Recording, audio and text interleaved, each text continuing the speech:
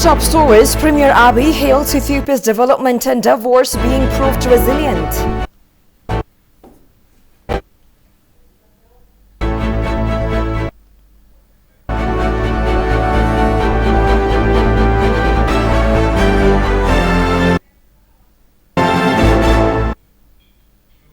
And Ethiopian Defense Force ready to implement Nairobi Peace Agreement.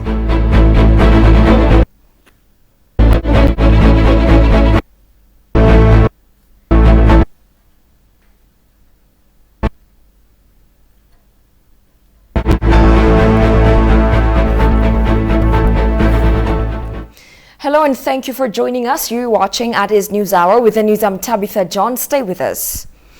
The House of People's Representatives is conducting its second year fourth regular session today in the presence of Prime Minister Abiy Ahmed. Responding to queries raised by parliamentarians, Prime Minister Abiy Ahmed underscored the significance of the peace agreement in ending the war and stepping up growth and development of the nation. The Premier also called for persistent works for the full implementation of the peace agreement, reaffirming the government's commitment to ensure sustainable peace in the country. Habtamu Ashagri compiles the following report. Now let's go to the response from the Prime Minister. The second year fourth session of the House of People's Representative meeting kicked off in the capital of Addis Ababa, Ethiopia today. Speaking on the occasion, Ethiopian Prime Minister Abiy Ahmed said Ethiopia is on the right track to implement socio-economic as well as political activities in Ethiopia. Our mega projects, as per the promise we have made, the commitment we have made, they are being accomplished. I don't need to further explain that. All projects that we have promised, they have, their timeline are being respected, and ribbon shall be cut, and the service shall continue, and it's very promising result. Responding on questions raised by House of People's Representative Parliament members, the Premier said that Ethiopia is always ready to implement the peace agreement signed between the federal government of Ethiopia and TPLF to bring and realize sustainable peace and stability across the country. There is no good war, neither bad peace. Peace is all the time good. Even if you are willing, war is bad because you kill people. You fire dollar. When you fire dollar and kill people, the benefit and it's bad. All the time war is bad, and all the time peace is good. But the existence, the sovereignty, the unity of Ethiopia, any challenge that comes against this, if that cannot be solved by peace, then it will be must to challenge.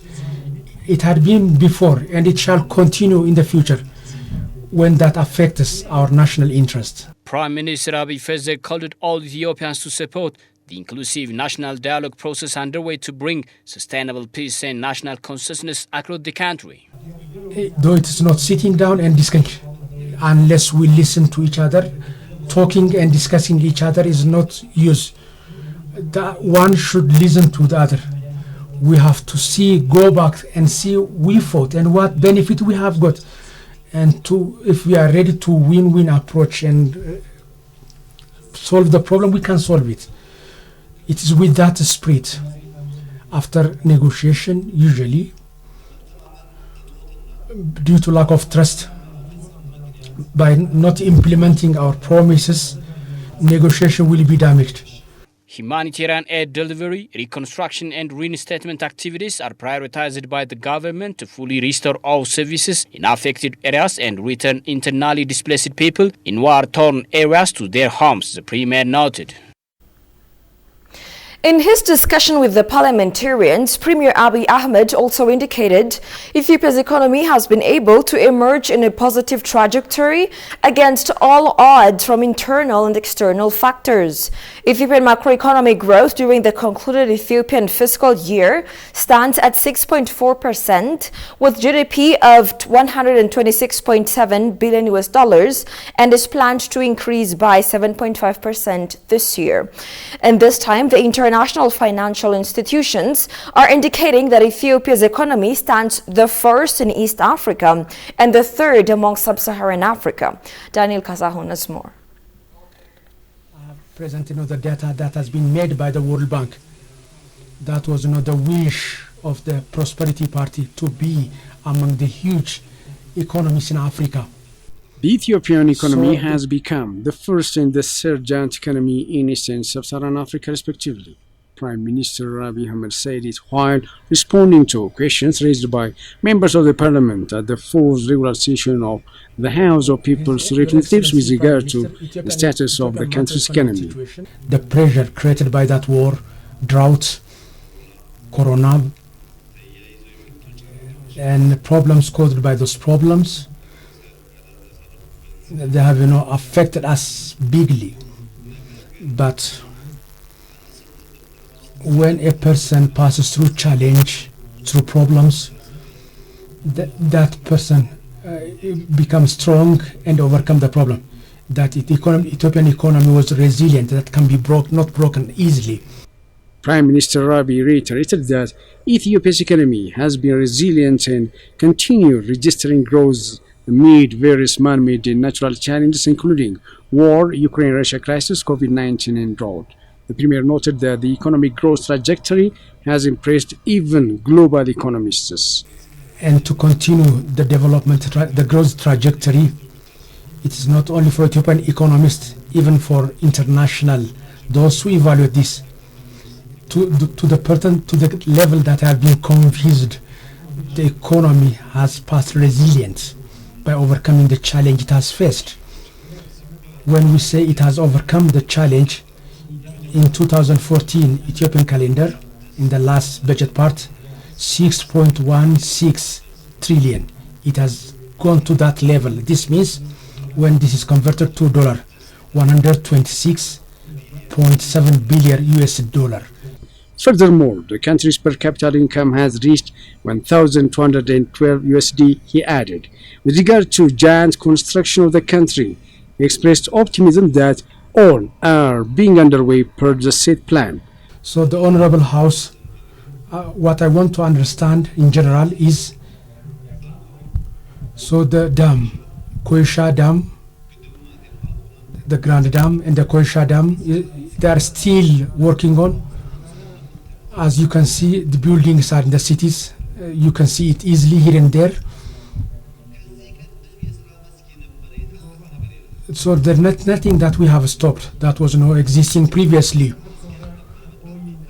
So we have included new activities, new works.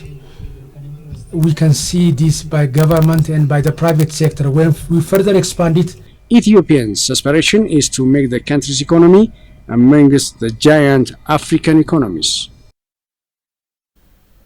In a related story, while briefing Parliament members, Prime Minister Abiy said that the government is working to improve the tourism sector, one of the pillars of the nation's economy. He elaborated that the service sector is expected to take the lead in Ethiopia's economy. Abiy further indicated that the construction of a modern satellite town in Addis Ababa is underway that will accommodate thousands of homes and service-providing facilities, including state-of-the-art hotels. Tigustar Nisa has the following account. Prime Minister Abiy, while briefing Parliament members on Tuesday, stated that the government is working to improve the tourism sector and one of the pillars of the nation's economy. He elaborated that the service sector is expected to take the lead in Ethiopian economy. Tourism is one of pillars of prosperity, and the reason is when our economy grows, primarily it's on service sector. The service sector is increasing and growing. Therefore, the tourism potential is big. If it works on that, it will be fruitful, productive. We have the culture, we have history. There are very attractive, appealing places. So for the question what we are doing, example Lalibela, there is very surprising activity there. But there are temporary problems. Together with France government, we are restoring it, we are repairing it, as the heritage should remain there. Aksum, by the support of Italian government, the problem has happened. If peace comes, that shall continue. Prime Minister Abiy also announced the construction of modern satellite town in Addis Ababa that will accommodate thousands of homes and service, providing facilities including state-of-the-art hotels. The town is being constructed at a higher place as a splendid forest project tailored to speed up nation's development stride. We are constructing satellite city. It is something modern that we are constructing. You shall see it. You shall be proud of it. If you shall not be proud of it, your children will be proud of it. Where that 49 has come from? Chaka is situated on high place. Below us there are embassies. So they are unhappy about this. So they invited like an elite 49 billion. How do you see why 49 billion is being spent? And they wrote it. The embassies below us. So they won't see where they cannot, so that we cannot see. So our intellectuals, those who were invited dinner, there is nothing that we have started and left in the middle. We shall begin it and complete it. We shall make it in a way that it expedites the prosperity of Ethiopia. Premier also underscored that there are a number of achievements that the government is ramping up implementation of Dine for Ethiopia, including Koisha and Gorgora projects as part of the efforts underway to expand tourist destination and ensure green development goals. But tourism, it is not only modernizing, it requires new construction. For example, Gorgora. In Gorgora, some of you might have seen it.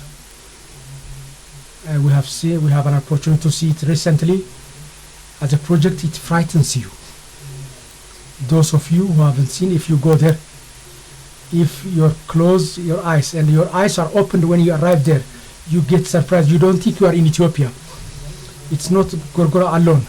If you go 30 days on the water at Daga, so what we can see in other parts of the world, you can see his history. Emperor Fasil, Emperor Sesunius. So their tombs are there. So their names are there. No kingdom can show you. If you go anywhere else, this knowledge cannot be Deca Stephanos. You can see there many histories. It is 30 days travel. So when people go to Gorgora, they will learn history, water activities, and they get good accommodation, beautiful accommodation. Then Bahardar, then Gondar. It can go to northern mountains. When these are connected, tourists will come. If you tell the tourists Daga you can find this and that history, if you don't have the transportation, tourists will not come. Abiy further indicated that in relation to tourism, the service sector in Ethiopia needs to be updated, and creating adequate tourism infrastructure alongside the attraction sites is compulsory. In yet another related story, addressing the House of People's Representatives in its fourth regular session, Prime Minister Abiy Ahmed called on all Ethiopians to be diplomats about their country, Ethiopia, through engaging on digital diplomacy that could communicate Ethiopia's truth to the international community and to build the good image of the country. The Premier also appreciated Friends of Ethiopia for their cooperation they made in the success of the peace agreement. Shagao Yamatao has more. Ethiopia has been playing a key role in the new public diplomacy that uses communication technologies as well as social media. In this regard, it is Maidam and No More Movements are the good manifestations for the success of Ethiopia's digital diplomacy. Addressing the House of People's Representatives in its fourth regular session, Prime Minister Abiy Ahmed appreciated friends of Ethiopia for their cooperation they made to the success of the peace agreement. In the past 1 month or 2 months, in the conflict happened, or international diplomatic issues, Sudan was partner and supporter to Ethiopia. In the last fightings and war, Sudan didn't make any support to the other. So diplomatically, it has, regarding diplomatic pressure, it has supported Ethiopia, and we thank Sudan for that. So our brothers have helped us, South Africa, Kenya government, President Obasanjo, President Uhuru, American government, European government. Many friends have helped us so that this issue can be solved peacefully. In Middle East and Far East countries have supported us. For those who thought about peace of Ethiopia, I would like to extend my great gratitude. The Premier called on every Ethiopian to be a diplomat about Ethiopia by participating on the social media that could build the good image of the country. But diplomacy in the current issue is not only digital. All should be diplomats. Everybody should be diplomat. All service delivery, taxi driver, so who sell coffee, all are diplomats for their country. By speaking good about their country on social medias, they can be diplomats. The Prime Minister also urged the diaspora to actively participate in the political sphere of Ethiopia. You know, to the level of what they cry for their country, they love their country. But my additional advice is, that's not enough, I say.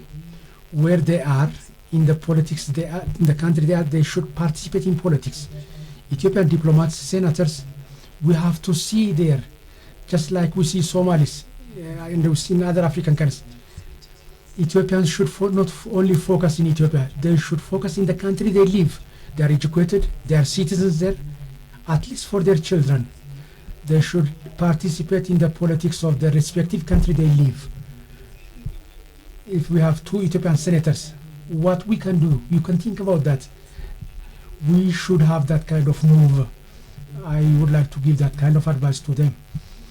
The Premier finally called on university lecturers to actively participate on social media in defending for Ethiopia's national interest and in communicating Ethiopia's truth to the globe. There are about 50 universities. There are also private. About 50,000 lecturers are there. These 50,000, if they write 1 page out. The National Defense Force is committed to implementing the peace agreement signed between the commanders of the Defense Force and TPLF in Nairobi, Kenya on Saturday. ENDF Foreign Relations and Military Cooperation Director General Major General Tashome Gamechu said today. Briefing military attachés residing in Addis Ababa on the commitment of the ENDF to implement the agreement, Major General Tashome stated that the Defense Force is ready to implement the agreement and would continue respecting the agreement reached. Kasahun Chane has this report.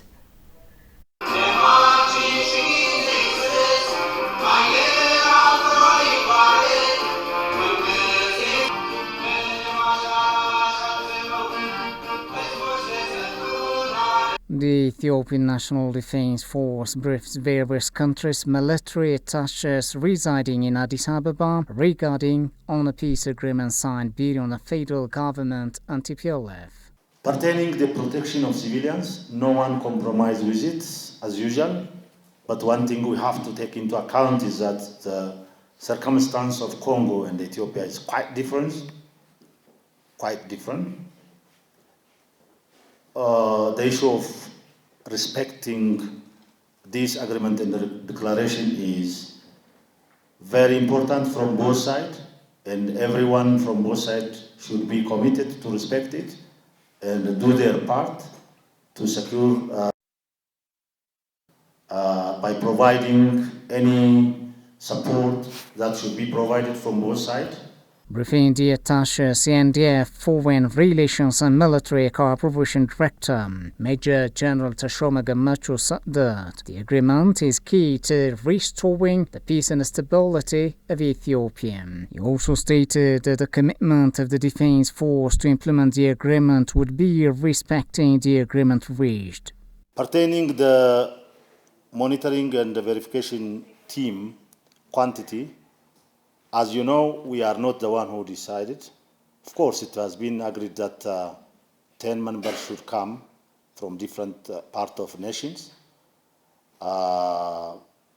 We didn't decide which they are coming from which country. It is all about the mandate of AU. But once they arrive, our obligation is to cooperate with them, facilitate them, work with them in a very transparent manner, open any access for them so that they can do their job properly, to come up with appropriate and valid can assist the panel and AU to evaluate the report. According to him, along with the government, the NDF will continue works that it has already started in coordination, security provision, and facilitation of humanitarian aid to Amhara, Afar, and Tigray region. Some countries' military attaches on the part commanded the agreement reached for lasting peace. And my comment would be that I would like to see this continue, the outreach to the international community and transparency in sharing what's going on and helping us understand the situation on the ground so that we can make informed decisions. I think all of us here, and certainly I can speak for my country, encourage the government of Ethiopia in its efforts to achieve unity once again. And for Ethiopia, the people of Ethiopia, and obviously the people of Africa, it's a sign that people can craft complex solutions to complex problems, and it's an absolutely positive outcome for this country and for the African continent in general. Okay, so as I say, our response to this process is very positive. We're looking forward to a solid disarmament, demobilisation and reintegration program. We stand ready to provide our advice and input and assistance where possible, and the end state will be to help the people of Ethiopia move forward from the last couple years into a vibrant and prosperous future. The military attaché of other nations said that efforts should be made to help displaced people return to their homes and to support the agreement's implementation in a way that finds peaceful solutions for the country's progress and prosperity. Well, we appreciate very much the discussion and the opportunity that the EMON has offered us to have an insight on the peace agreement, which is very important for Ethiopia to reunite and to prosper in the near future. Still, there's a long way to walk, but the fact that the two parties have agreed on a disarmament and the cessation of hostilities and facilitation of humanitarian aid is a very important first step to a more prosperous Ethiopia. Yeah, we really appreciate the way the military staff of Ethiopia is updated also about the situation. It's not the first time, but whenever there is something new, they do the effort to update us. That's very important for us Africans, and it's a good lesson to learn about the achievement of peace. You know, the first thing is very easy to go to the war to fight, and it's very, very difficult to reach for peace. Finally, Major General Tashoma elaborated that the National Defense Force members have already begun demonstrating their affiliation to the people of Tigray by engaging in harvesting crops of farmers, raising money for people in need, providing medical service, and facilitating return of displaced people to their domicile. And finally, fighting in eastern DRC continues as peace efforts gather pace.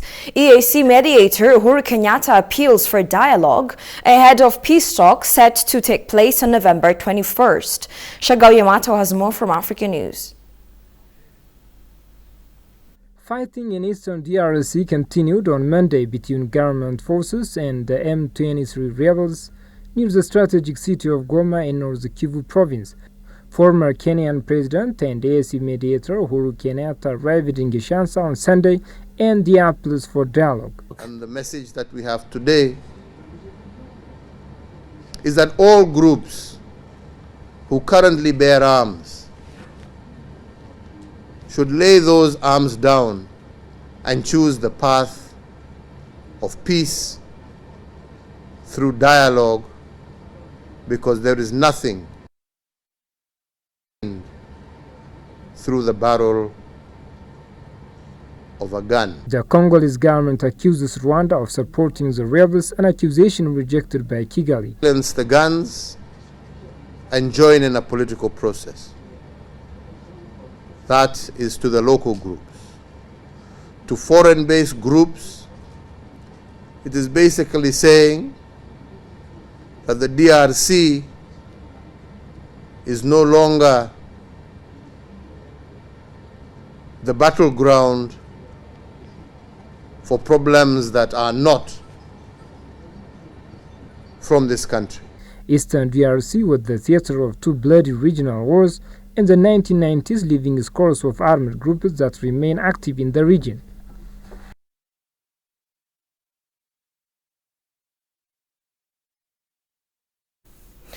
You're watching Addis News Hour. Here's a reminder of the stories making headlines. Premier Abiy hails Ethiopia's development endeavors being proved resilient.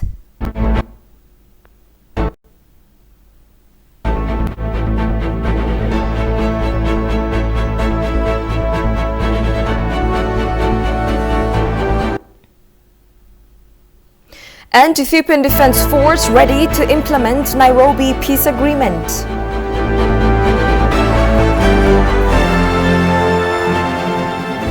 And that's all we had for now. I'm Tabitha John. Many thanks for watching. Have a good night and take care.